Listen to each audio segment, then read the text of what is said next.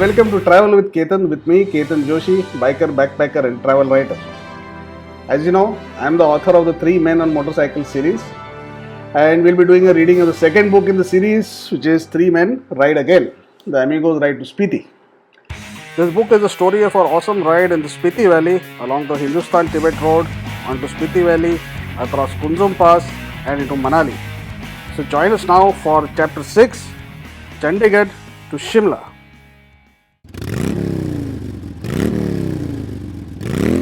Chandigarh to Shimla. What with getting the bikes from the station and breakfast and all, it was fairly late by the time we finally started on the ride. We normally like to ride by first light, but it was almost noon by the time we put bum to saddle.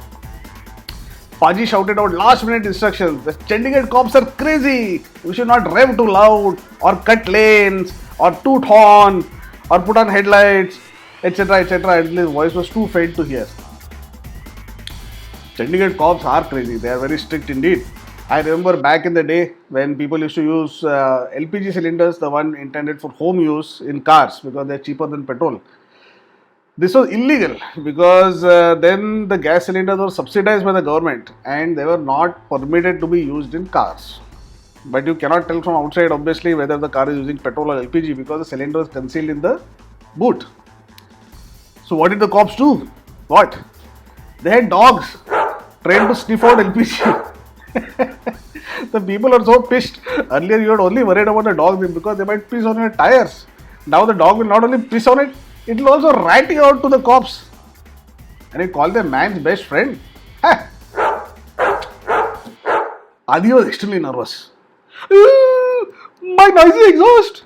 Ooh, my LED lights. Ooh, my Ladakh carrier. All of it is illegal. I will get stopped. Then I will be too nervous to talk. Then they'll think I'm a terrorist.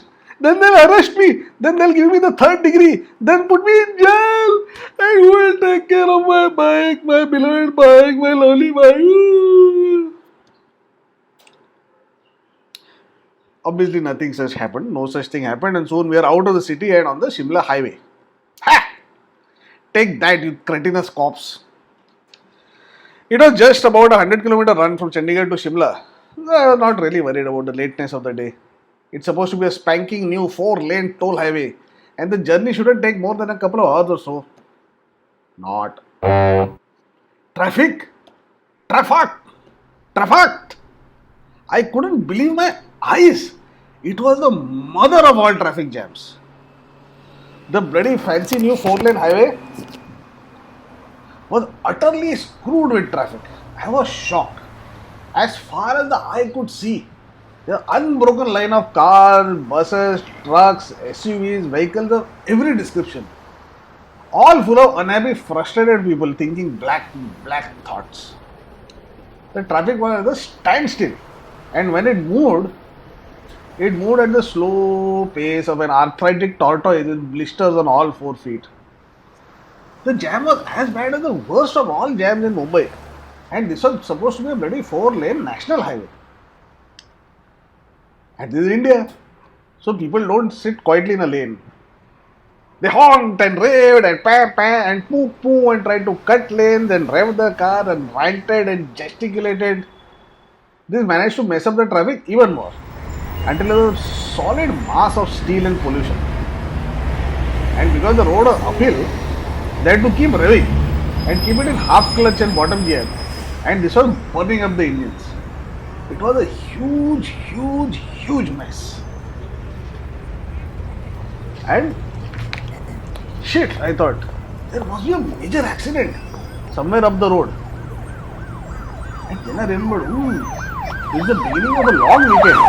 People will be taking advantage of the Independence Day holiday, and all of Delhi seemed to have decided that it would be great to do a trip to the hills to enjoy the cool weather there. But luckily, since we were on 2-wheelers, we could weave in and out of traffic and drive on the extreme shoulder of the road and were able to keep moving. My hand cramped with keeping the clutch half depressed and we are overheating in our protective gear. But at least we were better off than those poor souls in the 4-wheelers. I saw a number of cars which had overheated or had the clutch burnt out and were standing at the side of the road with the bonnet raised up in a universal sign of helplessness, they were completely screwed because there was no way any repair work could be done in that traffic. Even if they managed to get a mechanic or a tow truck, how would the tow truck get there? After what seemed like several hours of their torture, we came to the head of the jam and finally figured out what the problem was. It was a bloody toll booth. The rascals manning the toll booth were not in the least concerned about the massive gargantuan jam they had caused, but were slowly and methodically collecting toll from every vehicle and causing a pileup of generations. People would grow old and die in that jam. Civilizations could be born, prosper, decline, and fall. Gibbon could write a history about life lost in waiting in that jam. People were screaming and cursing at them, and they're weeping and wailing or beating a breast. But these buggers were least bothered. Screw you was their motto. We are paid to collect toll, and we will collect toll from every last one of you. Your comfort and convenience is none of my affair. Filthy. I was so incensed. I wanted to leap from my bike and murder every last one of them, burn them, pillage them, tear them from limb to limb. Baba was even more bloodthirsty. He wanted to first boil them in oil, then draw and quarter them, then chop them into tiny pieces, and then sing Punjabi folk songs while dancing on their remains. Tunak tunak tum tunak tunak tum tunak tunak tum. How there are some things which are beyond the pale. Nobody should be subjected to some atrocities. The sight of Baba dancing and singing is one of the unspeakable things which are expressly forbidden by the Geneva Convention.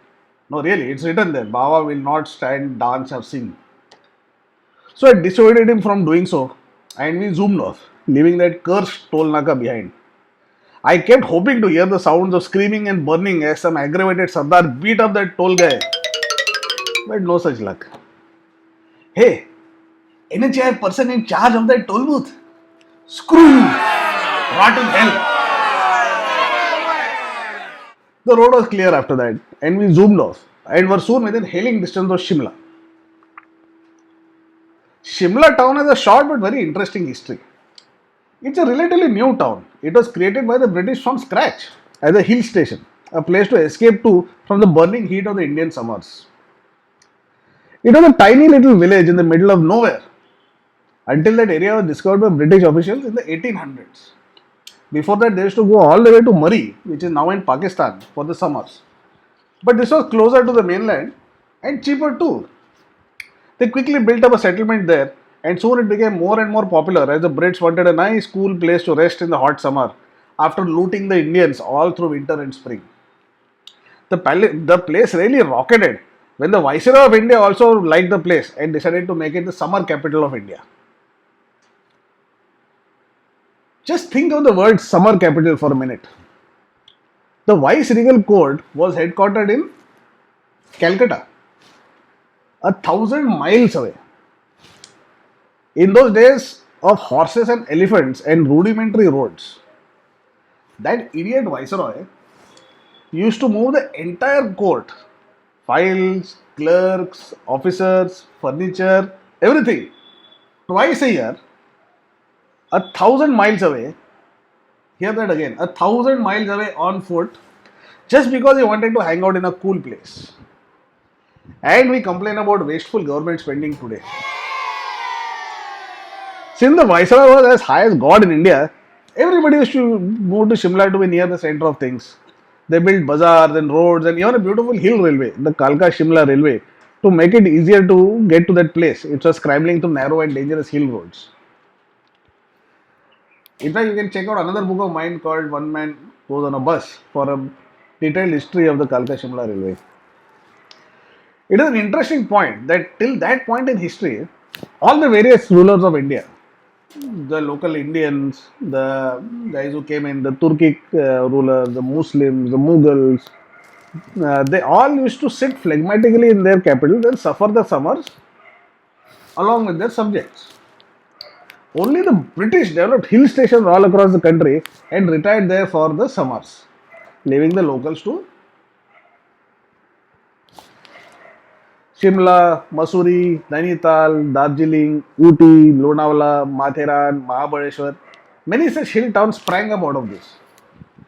This was largely due to the march of technology sparked off by the Industrial Revolution. The modern ships and trains enabled the Brits to reach India very fast and with not enough time to acclimatize to the weather. Their improved arms and ammunition enabled to conquer areas faster and more efficiently.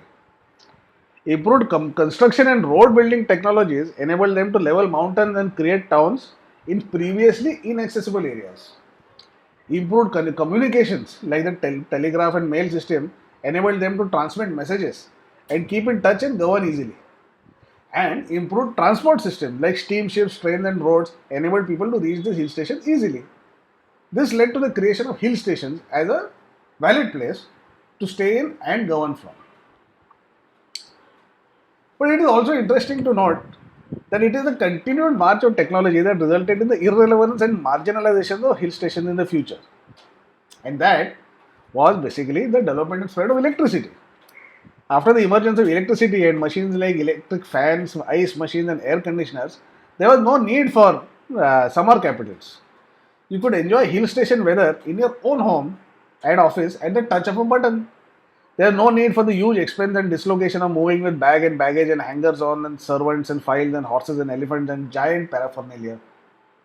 All the movers and shakers remained in their permanent capitals and simply switched on fans, coolers, ACs, and the hill station lost all their importance and they degenerated into being just a place for holiday makers, retirees, sanatoriums, boarding schools, that kind of stuff. After independence, Shimla enjoyed a brief renaissance when it was made a temporary capital of Indian Punjab until the emergence of Chandigarh as the new capital, as we discussed earlier. But then Punjab state was further split into Haryana and Himachal Pradesh. Shimla again became the capital of Himachal Pradesh. Just think about it. Once the center of the Indian Empire, and now it is the capital of a tiny hill state. How life changes. Once an important place for politics and intrigue, it is now a little backwater. It is used only for holidaying and leisure. All the scheming and plotting is in Delhi and in all the state capitals. Unfortunately, unbridled tourism and development has wrecked the Queen of the Hills. It has become crowded and dirty and polluted, and a narrow road just cannot handle the traffic nowadays. Rampant and unchecked construction has changed Shimla into a crowded hellhole, and I had no intention of entering it if I could avoid it. Instead, I plan to go to Chail, which is just a few kilometers away, stay in Chail the night, and bypass Shimla completely the next day. Smart, smart. Chail had an even cooler history than Shimla. The legend goes that Chail was actually built as a fuck you gesture from the Maharaja of Patiala to the British. The Maharaja of Patiala, the Kingdom of Patiala, was founded in 1763 by Jat Sikh chieftain. This was quite recently after the Marathas had lost the third battle of Panipat to the Afghan raider Ahmad Shah Abdali, and the Afghans were the occupying power in Punjab. The Jats occupied and fortified an ancient fort called Kila Mubarak, and the city of Patiala grew around it. This was at a time when other opposing kingdoms were forming up around it, and the biggest of these was a major Sikh kingdom created by Ranjit Singh. Ranjit Singh established the Sikh Empire at Lahore at about the similar time, the same time. He came to power by defeating the Afghans and he created the Lahore Sikh Empire in 1799. This became a much larger kingdom than the Patiala one. It encompassed a huge part of modern day Punjab, Jammu and Kashmir, and large parts of modern day Pakistan. Thus, Patiala state was surrounded by three powerful enemies: the remains of the Afghan Empire, which still was a pretty formidable force; the remains of the Maratha Empire, which was actually not the remains, it was Maratha Empire in full flower, which was the preeminent power of India; and the Sikh Empire of Ranjit Singh. And tiny Patiala struggled to maintain their existence and not get swallowed up by any of them. The Marathas were reduced in power after the Third Battle of Panipat and went on in a downward spiral. And the Afghan Empire unraveled after the death of Ahmad Shah Abdali. and got defeated by Ranjit Singh. This left the Patiala kingdom alone against Ranjit Singh. To avoid being conquered by Ranjit Singh, Patiala decided to throw in the lot with the British Empire in 1808 and became collaborators and vassals of the British. Patiala fought on the side of the British against the Sikh Empire in the Anglo-Sikh Wars when the British defeated the Sikhs completely, and against Nepal in the Anglo-Nepal Wars. Even during the Great Sepoy Mutiny of 1847, now referred to as the First War of Independence, Patiala supported the British and the East India Company defeated the mutiny because of the collaboration of these princely states. Now, because of all this ass kissing, they were richly rewarded by the British. They were awarded a lot of territory and revenue and respect. The Maharajas of Patiala became very rich indeed on the bounty of the British. Now, this particular Maharaja of Patiala, Bhupinder Singh, was a cool dude with an attitude. In spite of being one of the richest men in the world, he served as a professional soldier in the Royal Army and he served at the front during World War I in France, Belgium, Italy, and Palestine. He was a keen sportsman as well. He was a polo player and cricketer. And in fact, he was the first captain of the Indian cricket team. Interesting fact, he is the one who donated the trophy for the Ranji Trophy tournament, which is, of course, the premier domestic tournament of India. He was the first Indian to own an aeroplane and he built his own airfield for that aeroplane. He started India's first monorail system in Patiala in 1911 and the second one still hadn't been completed in Mumbai till 2018. And he is also the founder of the State Bank of Patiala and an important member of many prestigious groups and associations. Which all goes to say he was a cool dude and a very rich and important guy. But unfortunately for him, as far as the British were concerned, he was just another jumped up wog. And however rich or royal you may be, you are a colored person and not allowed to take liberties with the white people. Bhupinder Singh pissed them off somehow. The reason is not on record. Maybe he was humping a white chick, maybe he cursed out some bigwig, maybe he got drunk and punched someone. But whatever it was, it really got him hot under the collar. The Viceroy, Lord Kitchener, was so pissed at him that he banned him from entering Shimla. This is a very big deal because Shimla was the be all and end all of social symbols at the time. And it was a huge humiliation to be banned from there. And the worst that could be done to such an important Maharaja. Just imagine, you are a great Maharaja. And everyone is bowing and scraping in front of you, Maharaja, Maharaja, Maharaja.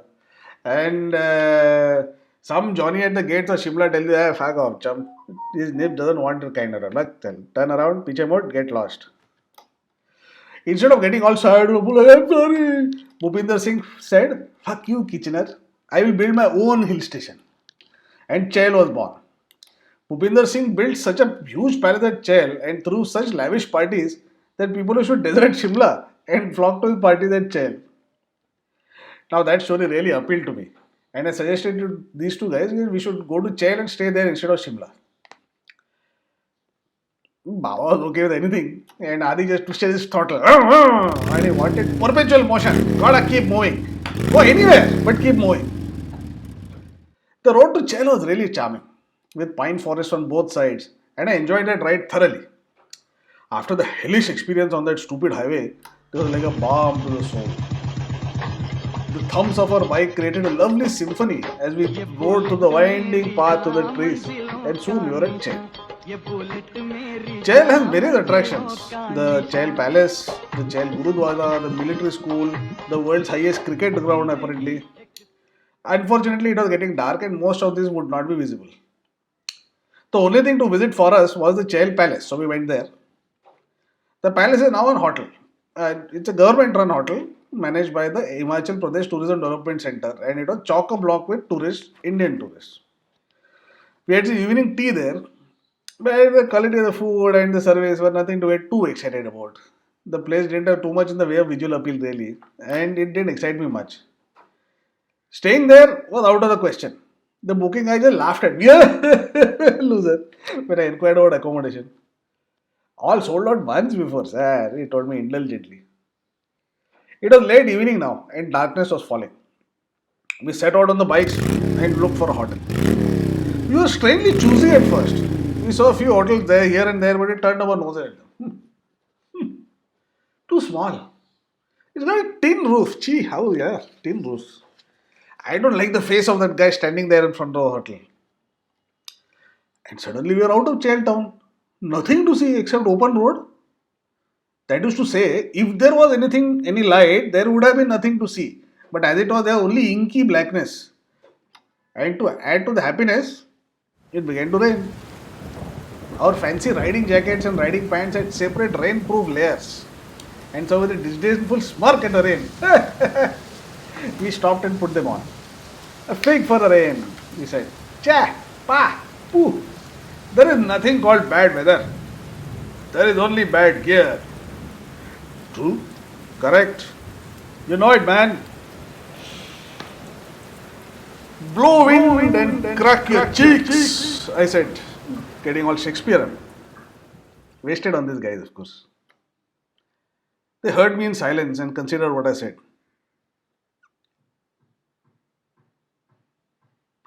Are you going to fart? Adi asked finally. What? You just said you're going to pass wind through the crack in your cheeks. Bastard, go downwind then, Delzad growled, and close your helmet visor. Bloody air polluter. In such nice fresh air too. No, I was quoting Lear, I protested. There is no one to leer at here, Adi protested. The road is empty. There are no women anywhere. Shit, you're leering at us? Baba got alarmed. Bloody pederast. Trying to seduce us by talking about his crack and cheeks. No. I was quoting Shakespeare. Listen. Blow winds and crack your cheeks. Rain, blow. You cataract and hurricane spout till you are drenched of steeples, drowned the cocks. Now he's talking about drowning your cocks. Delzad muttered. He lost it, man. Yeah, Adi replied. Must have been the strain of turning 40. He's going through male menopause. I throw up my hands. What's the use? Then suddenly I realize something. I'm wet.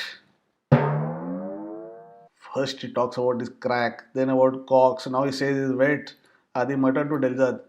He must be in heat. Heat? Delzad was puzzled. It's cold, I would say. No. Heat as in sexually aroused. Oh. Delzad thought a bit. Then he moved the pace back. Really? No, you idiots, I'm actually wet. The rain is making me wet. This rainproof gear is useless. Both of them looked startled and realized I was right. The rain was soaking through our so-called rain cover, and that changed the situation considerably. It was dark. The woods were lovely, dark and deep, but I had absolutely no promises to keep and no intention for going on for miles before I sleep. Let's go back and check on those hotels, I said. But that guy had a face I didn't like. That's hardly his fault, poor fellow. That foul face might cover a heart of gold, I said, and went back to that hotel. Unfortunately, there was no room in that hotel, nor in the one with the tin roof, nor in the one which was too small. There was no room anywhere. It was all sold out. Forget it. Chal, never mind, I said. Let's go to Shimla. We'll definitely find accommodation there. It's one of India's largest hill stations after all. And we set out in the rain, getting wetter and colder by the second. It was very pitch dark now, and there was heavy forest cover on both sides. I had read that there was a small sanctuary in Chail, no doubt full of deer. Hopefully they won't take a page from their colleague in Rajasthan and jump out in the way of our bikes. The road went on for a long time, and I saw that we were no longer alone. There were a bunch of headlights in my rear view mirror showing that there were a large number of cars following us. I realized that these must be tourists from Chail Palace. They also must have been looking for accommodation, got a dusty answer, and now are heading to Shimla to look for a place. Suddenly I remembered the huge crush of vehicles on the Shimla highway we had passed by. The whole of North India seemed to have left for a long weekend in the hills. They would all have cleared the toll by now and would be surging into Shimla and clamoring for accommodation. The town would be loaded well beyond the Plimsoll line with tourists. But that was in the future. First, we have to complete the dark, rainy, and forested journey. We'll tackle the hotel issue once we get to Shimla. Suddenly, the road ahead was full of red lights, like angry red eyes. It's demons! Adi squealed. It's a Rakshasas! Delzad squealed. It was even worse. It was a traffic jam. What now? How can there be a jam in the middle of a bloody forest? We did the biker thing and hit the extreme side of the road and bypassed all the stationary vehicles. And there seemed to be an awful lot of them, all just standing there in the dark and the rain. We came to the head of the jam and saw the problem. It was a tree fallen across the road. We got off our bikes and considered the tree. Luckily, it was not a giant oak or anything, it was a thin pine. It was long enough to cover the entire road, but big enough to ensure that a car could not go over it. But it was reasonably thin. The funny part was that none of the car people were doing anything about it. They were all just sitting in their cars and staring at the tree through their windshield wipers. No one wanted to come out of that car and get wet in the rain. God only knows what they were expecting to happen. Who was going to come and clear the road for them? We could try carrying our bikes across the tree, Adi suggested. Idiot, we'll get hernia and slip disc. Better to jump the bike over the tree, I said. Delzad said, not. I went to the end of the tree and saw it was just touching the other side. Let's move the tree just a little bit, I said, and that angle will give us enough room for our bikes to pass. The three of us caught hold of the end of the tree and lifted it and moved it a bit. And all the people in the cars brightened up. Finally, they are going to get some service. And someone would move that pesky tree out of the way. Good. Very good. But imagine their shock when we just shifted the tree slightly enough to create room for a single tire and got on our bike and zoomed off. The car people are still sitting there, looking at us with bitter disappointment. I looked in my rearview mirror and saw that finally some people emerged reluctantly out of their car and started looking at the tree. It would have been quite a task to move the whole tree off the road. I wonder how they managed it finally. Finally, we reached Simla and started looking for hotels. But it was fruitless. Every bloody hotel and lodge was full. We received only doleful headshakes. And no. We are open to any and every kind of accommodation. But everything is full. Shimla was totally swamped with the long weekend traffic. It seemed that the entire population of North India had decided that to come to Shimla. Everywhere you went, you saw armies of wet and angry tourists marching from hotel to hotel, begging for room, please. Intelligent people had realized that this was a long weekend and booked rooms in advance. Bharti. But all the seat of the pants people like us were caught unawares and were screwed. For people who had come in cars, they at least had the option of sleeping in their vehicles. And I saw that several people were doing exactly that. It would be cramped and uncomfortable, but at least it would be dry and safe. It's a long weekend, sir, one local explained. You should have booked ahead, sir. Yes, I can see that. But we added, what can we do to get accommodation now? He gave the man an earnest thought. Then chewed tobacco to help in the thinking process. Spat mightily. Shared tobacco with his friends. Then had a whispered discussion with the said friends. And they all nodded. Yeah, that's right. I waited expectantly, expecting a wonderful solution after all that expectoration. Finally, he spoke. Quite chill. Lots of hotels there. Prick. Adi couldn't bear it any longer. We are all going to die in the cold. Where will I lay my shaggy head to sleep? What will we do? Yes, relax, I said. Getting a room is just a matter of dropping your standards. We might get a shitty place, but we will get one. So we went to all the hotels and asked for a place to stay. A room, a bed, corner of the kitchen, corridor, anything. No, no, no, no. They all just shook their heads and told us to beat it. Beat it. Just beat it. Finally, we got a bite. One hotel said that there were some dorm beds available. Would we be interested? Well, of course we would be interested. Till now, our best bet was to get Adi to punch a policeman so that we could get arrested and spend a night in the local jail. But that was a dangerous ploy. What if the policeman didn't arrest us and just punched us back? I went and saw the dorm, and it was indeed a very shitty place. It was probably a place for drivers or servants to stay in while their employees stayed in the nice rooms in the hotel. A bunch of dirty beds in a dirty room with a dirty toilet. But it was sheltered and dry, and that was all that mattered. We paid the money, gave our IDs, filled up the register, and became bona fide guests of the hotel. We went to the dorm and immediately stripped off our wet riding gear and changed into dry clothes. I immediately felt much better. I was just thinking it was getting quite late and we should pop down and have a bite of dinner before the dabas closed for the night. When suddenly the hotel attendant came and said the reception clerk wanted to see me. What now? I went to the reception and received a bombshell. You'll have to vacate the room, the clerk said to me. Right now! The attendant will come and help you pack. What? What a move! What a move! I was speechless for a bit. And then I burst out. Vacate the room? Why?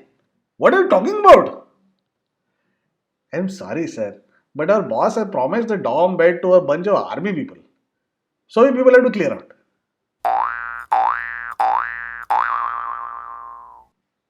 I was speechless. But then Adi came along in his shorts and wet beard. The sight of so much hair and two angry 100-kilo people made the clerk step back a bit. I'm sorry, sir, but what can I do? The boss himself called and told me to clear the rooms. Adi was thunderstruck, but remained polite. How can you ask us to leave at this hour and in the rain? Where will we go? She shrugged her shoulders. Try going to jail. They'll have room there.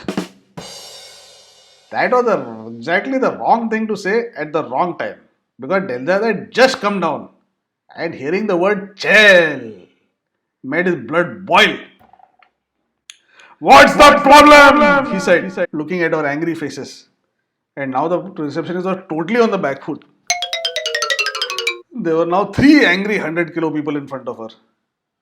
You have to leave the room, sir, immediately, she said.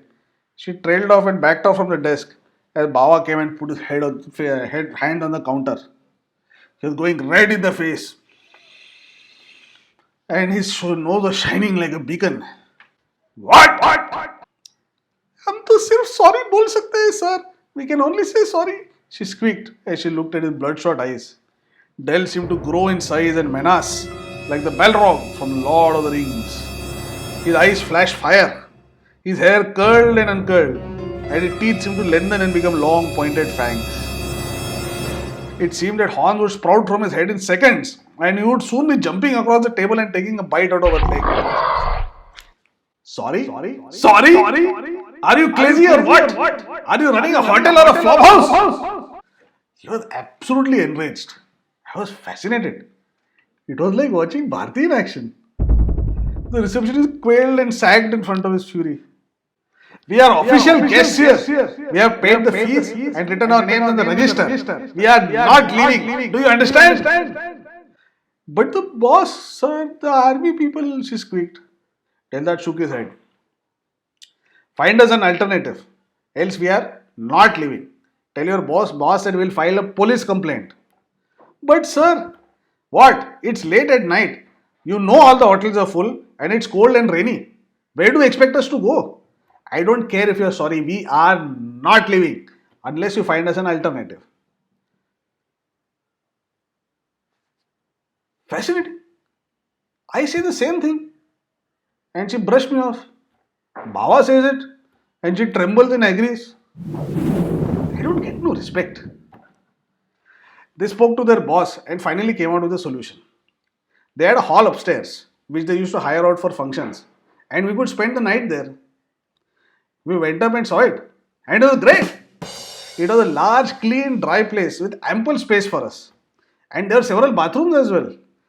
And yes, we said, we'll sleep here. But you need to give us sleeping things, ground sheets, blankets, and stuff. Mattresses if possible. They scurried around getting us some sheets and blankets, and we were happy to move there. There was plenty of room to spread out all our stuff to dry.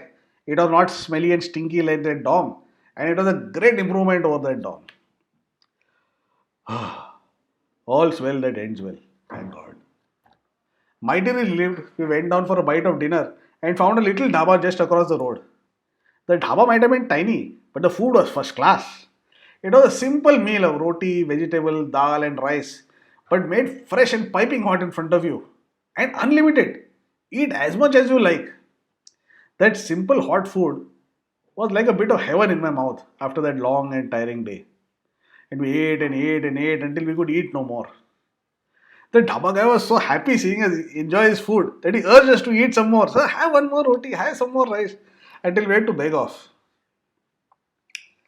All's well that ends well, I said, as we snuggled into our bedding, dry in body and full in tummy.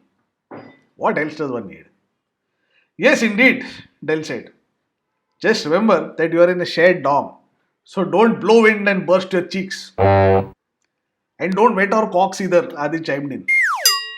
Fuck off, I said. Good night. Good night.